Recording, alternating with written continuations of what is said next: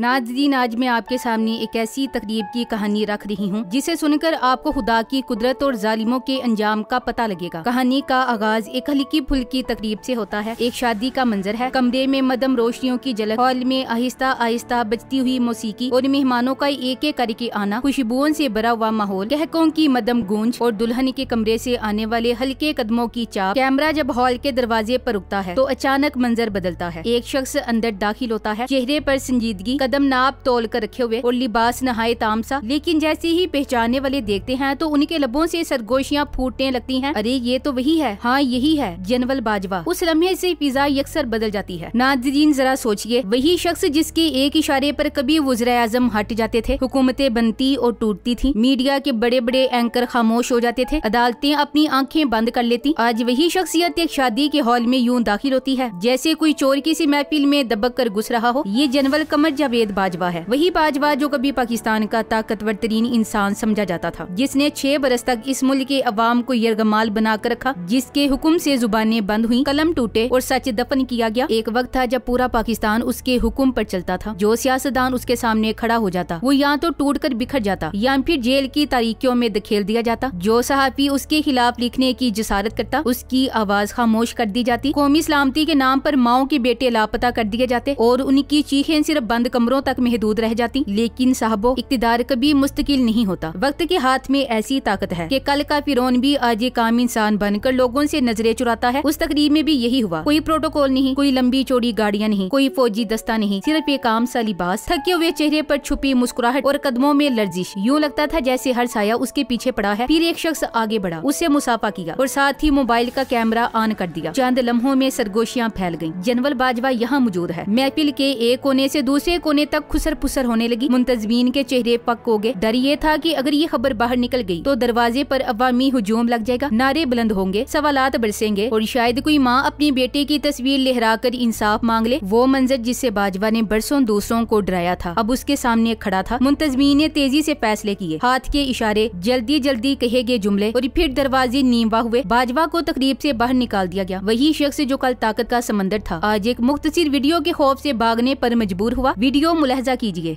नाज़रीन, पाकिस्तान की तारीख में कई किरदार आए और गए, मगर जनवल कमर जावेद बाजवा का 6 साला दौर एक ऐसा बाब है जिसे मिटाना मुमकिन नहीं। नवंबर 2016 में जब वो आर्मी चीफ बना तो बज़ाहिर ये एक आम तकरीरी थी, लेकिन आहिस्ता आहिस्ता उसके हाथ में मुल्क का हर फैसला आ गया। वज़ीर आज़म की कुर्सी हो या सूबाई वज़ीर आज़म की तकरीरी, असम्बलियों का तोड़ना हो या मीडिया पर कदम लगाना, सब कुछ GHQ के एक कमरे में तय होता। मुल्क माशी बहरान में डूबा हुआ था। महंगाई, बेरोजगारी और बदअमनी आम हो रही थी, मगर बाजवा बड़े ताजरों और आला ब्यूरोक्रेट्स के साथ माशी मुशावरत के नाम पर बैठकें लगा रहा था, गोया वो मुल्क का असल वजीर आजम हो। उस दौर में जुबानें बोझल हो गईं, जो लिखता वो डरता, जो बोलता वो लरसता। टीवी स्क्रीन पर एक ही जुमला दिखाई देता, कौमी सलामती खतरे में है, और इस पर्दे के पीछे अवामी हुकूक कुचले जा रहे थे। जब उसकी मुद्दते मुलाजमत खत्म होने लगी तो उसूल की जगह साजिश ने ले ली। आइन कहता था कि आर्मी चीफ की मुद्दत 3 साल है, लेकिन बाजवा ने अपनी मर्जी मुसलत कर दी और कौम ने वो लम्हा देखा जब अवाम के वोटों से मुंतखब नुमाइंदे एक जनरल की मुलाजमत बढ़ाने के लिए कतारों में खड़े थे। वो दिन पाकिस्तान की जमहूरी तारीख पर एक बदनुमा दाग बन गया, क्योंकि ये मंजर साफ बता रहा था कि असल इख्तियार अवामी ऐवानों में नहीं बल्कि एक वर्दी पोश के हाथ में है। लेकिन वक्त एक सा नहीं रहता। जब दूसरी बार तुसी की कोशिश हुई तो फिजा बदल चुकी थी। अवाम खामोश न रहे, हर तरफ से आवाज बुलंद हुई, बस करो। और उस दिन बाजवा को मानना पड़ा कि इख्तियार के साए लंबे जरूर होते हैं लेकिन हमेशा के लिए नहीं रहते। रिटायरमेंट के बाद वही शख्स जो कल तक मगरूर और बुलंद लहजे में बात करता था अचानक खामोश हो गया। ना तकरीरें, ना मशवरे, ना तजज़िये, वो दीवारों के पीछे छुपने लगा। यूं लगता था जैसे खुद अपनी पहचान से खौफजदा हो, क्योंकि डर ये था कि कहीं कोई इसे पहचान न ले, कहीं कोई सवाल न कर दे, कहीं कोई मजलूम उसके सामने आकर इंसाफ न मांग ले। यही वजह है कि एक शादी की तकरीब में भी वो महफिल छोड़कर भागने पर मजबूर हुआ। वो जानता था कि अवाम की आंखों में अब उसके लिए सिर्फ नफरत है। जनवल बाजवा का दौर पाकिस्तान के लिए एक कड़ी आजमाइश था। जमहूरियत कमजोर हुई, सियासत अस्करी मातहती में चली गई और कौम तकसीम दर तकसीम होती गई। मगर तारीख ने एक बार फिर साबित कर दिया कि जुल्म के दिन ज्यादा नहीं रहते। जो कल दूसरों को डराता था आज खुद खौफ के साये में जीता है। जो कल अपने आप को ताकत का समंदर समझता था आज एक आम शादी की तकरीब से भी खौफजदा होकर निकलता है। जनरल कमर जावेद बाजवा भी दुनिया के बाकी आमर हुक्मरानों की तरह एक गरूर और खुद पसंदी का पैकेट था। वो अपने आप को अकले कुल समझता था और यूं रवैया अपनाया जैसे उसके सामने सब बेबस हो। ये वो वाहिद आर्मी चीफ था जिसके दौर में कई वज़ीर आज़म तब्दील हुए। जब वो आर्मी चीफ बना तो उस वक्त मुल्क के वज़ीर आज़म नवाज शरीफ थे। नवाज शरीफ के बाद शाहिद खाकान अब्बासी वज़ीर आज़म बने। फिर एक निगरान हुकूमत कायम हुई। उसके बाद इमरान खान वज़ीर आज़म मुंतखब हुए और आखिर में शहबाज शरीफ को वज़ीर आज़म के तौर पर मुसल्लत किया गया। अमूमन वज़ीर आज़म की मुद्दत 5 साल होती है और आर्मी चीफ की मुद्दत सिर्फ 3 साल। लेकिन ये एक ऐसा आर्मी चीफ था जिसने अपनी 6 साल मुद्दत में 6 वज़ीर आज़म भुगताए। यही वजह थी कि वो अपने आप को सबसे बड़ा, सबसे ताकतवर और बाकी सब पर हावी समझने लगा था। बाजवा के गुरूर की इंतहा ये थी कि वज़ीर आज़म भी उसके नजदीक कोई अहमियत नहीं रखते थे। इमरान खान के दौर में उसने इमरान खान को भी काबू करने की कोशिश की मगर इमरान खान ने मुजाहिमत की और अपने फैसलों पर कायम रहा। यही मुजाहिमत बाजवा के तकब्बुर को बर्दाश्त न हुई और उसने इमरान खान की हुकूमत गिराने का फैसला कर लिया। पंजाब के वज़ीर आला को हटाने के लिए जब जनरल बाजवा ने इमरान खान पर जोर डाला तो इमरान खान ने 2 टोक अल्फाज में कहा कि क्या आप मेरे कहने पर अपने कोर कमांडर बदलेंगे? आप अपने अस्करी फैसले करें और मुझे अपने इंतजामी फैसले करने दें। ये जवाब बाजवा के गुरूर को और भड़का गया क्योंकि वो चाहता था कि वज़ीर आज़म भी उसके सामने झुक जाए। इसी तरह कश्मीर के मामले पर भी जनरल बाजवा ने इमरान खान को खामोशी इख्तियार करने का इशारा दिया। लेकिन इमरान खान ने दुनिया भर में कश्मीर का मुकदमा लड़ा और कश्मीरी अवाम की आवाज बना। इमरान खान ने किसी दबाव के बगैर अपनी खारजा पॉलिसी को आजाद रखा। जब इसराइल को तस्लीम करने का दबाव आया तो जनरल बाजवा चाहता था कि इमरान खान हाँ करे मगर इमरान खान ने 2 टोक अल्फाज में इनकार कर दिया और कहा कि पाकिस्तान कभी इसराइल को तस्लीम नहीं करेगा। ये बात जनरल बाजवा को सख्त नागवार गुजरी। इसी तरह अमेरिका के हवाले से भी इमरान खान आजाद खारजा पॉलिसी के हामी थे और उन्होंने हर मौके पर अपनी खुद मुख्तार पॉलिसी का जिक्र किया। ये सब चीजें जनरल बाजवा के गुरूर को तोड़ने के मुतरादिफ थी क्योंकि वो चाहता था कि वज़ीर आज़म भी उसी के ताबे हो। माशी फैसले भी इमरान खान अपने तौर पर करते रहे। यही वजह थी कि जनरल बाजवा अंदर ही अंदर फ्रस्ट्रेशन का शिकार होता रहा। आखिरकार उसने वो कदम उठाया जिसे अवाम आज तक नहीं भूल सके। उसने मुख्तलिफ जमातों को मिलाकर पीडीएम बनाई और अवाम के वोटों से बनी हुकूमत को गिरा दिया। यही था वो लम्हा जिसे बाजवा के जवाल का आगाज हुआ। अवाम ने देख लिया कि मुल्क की तकदीर बदलने वाले फैसले पार्लियामेंट में नहीं बल्कि पसे पर्दा साजिशों में किए जा रहे हैं। रजीम चेंज ऑपरेशन का मरकजी किरदार जनरल बाजवा ही था। इसीलिए आज अवामी नफरत अपनी इंतहाओं पर है। लोग जान चुके हैं कि उसने जाती अना और गरूर के बाइस एक मुंतखब हुकूमत को गिराकर कौम के साथ धोखा किया। वो एक इंतहाई साजिशी शख्स था जो ताकत के ऐवानों में हर किसी को दूसरे के खिलाफ करके अपने लिए रास्ते बनाता रहा। वो साजिशें करता रहा, दोस्तों को दुश्मन बनाता रहा और इक्तिदार की सीढ़ी चढ़ने के लिए हर हरबा इस्तेमाल करता रहा। लेकिन तारीख ने अपना फैसला सुना दिया है। आज वही जनरल बाजवा जो खुद को सबसे ताकतवर समझता था निशानी इबरत बन चुका है। अवाम के दिलों में उसके लिए नफरत है। महफिलों में उसका जिक्र तंज और हकारत के साथ किया जाता है। वो शख्स जो कल तक खुद को नाकाबिल शिकस्त समझता था आज अपनी पहचान छुपाता फिर रहा है। वक्त ने उसे वो अंजाम दिखा दिया है जो हर अमर का मुकद्दर होता है। ताकत और गरूर का खेल कभी दायमी नहीं होता। जो खुद को सबसे बड़ा समझता है वक्त उसे जमीन पर गिराकर बता देता है कि असल ताकत सिर्फ अवाम और अल्लाह के पास है। जनरल कमर जावेद बाजवा भी उन्हीं डिक्टेटरों की फहरिस्त में शामिल हो गया है जिन्होंने अपनी अना के लिए कौमों की तकदीर से खेलने की कोशिश की मगर अंजाम इबरत और नफरत के सिवा कुछ न पाया। नाज़रीन, ये सिर्फ एक शख्स की कहानी नहीं, ये एक सबक है हर उस निजाम के लिए जो अपने आप को दायमी समझ लेता है। Thanks for watching. Allah Hafiz.